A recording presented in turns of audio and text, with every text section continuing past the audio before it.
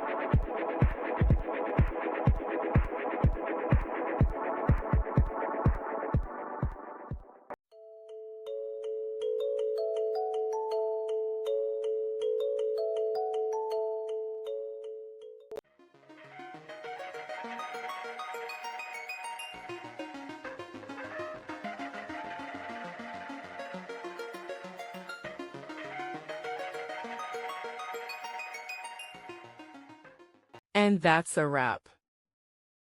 I hope you found the answer you were looking for. If you did, take a second to hit that subscribe button. It really helps out. And let me know in the comments which solution worked best for you. See you next time in the debug zone.